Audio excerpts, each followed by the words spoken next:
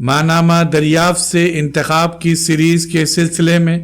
محترمہ عائشہ جمیل کی 3 نظمیں منتخب کی گئی ہیں جو کہ ماہنامہ دریافت کے شمارہ نمبر 26 اور شمارہ نمبر 31 میں شائع ہوئیں۔ محترمہ عائشہ جمیل کی پہلی منتخب نظم جس کا عنوان ہے بیمار، سماعت فرمائیے۔ ہر طرف تیرگی، تیرہ و تار کمرے میں محبوس سا، ایک بیمار ہے جز مرض کوئی مونس نہ غمخوار ہے، دل کی رفتار سے ہے فضا مرتعش، زندگی بار ہے اپنی تنہائیوں میں بہائے ہوئے آنسوؤں سے اسے پیار ہے۔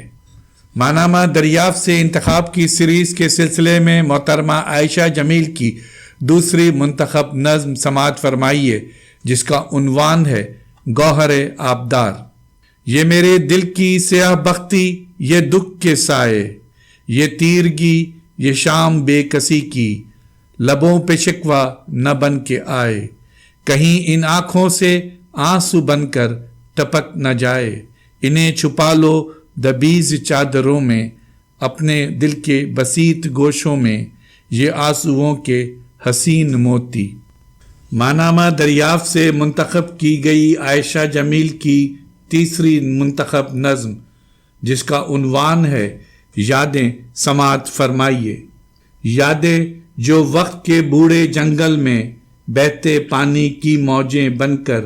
کناروں سے سر ٹکراتی ہیں، کناروں سے سر ٹکراتی ہیں اور میں جانے کہاں کھو جاتی ہوں،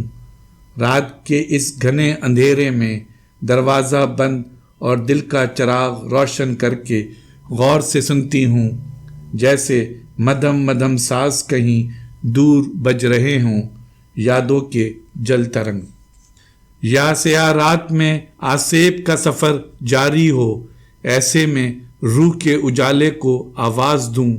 تو اس تاریکی کی لہروں میں دور دور تک کوئی صدا سنائی نہیں دیتی، صرف دل کی دھڑکن کا شور جاری رہتا ہے، بس میں ہوں اور تنہائی، تب رات کے اس گھنے اندھیرے میں آنسوؤں سے کتنے حروف کندہ ہوتے ہیں، یادیں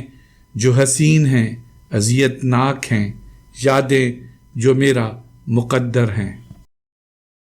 ہماری ویڈیوز کو لائک اور شیئر ضرور کریں، اور اگر آپ اس چینل کے سبسکرائبر ہیں تو ہماری طرف سے شکریہ قبول فرمائیں، اور اگر آپ نے اب تک سبسکرائب نہیں کیا تو اس چینل کو فوراً سبسکرائب کر لیں اور بیل آئیکن سے notification for all per click کریں تاکہ آئندہ آنے والی ہر نئی ویڈیو آپ کو مل سکے۔ شکریہ۔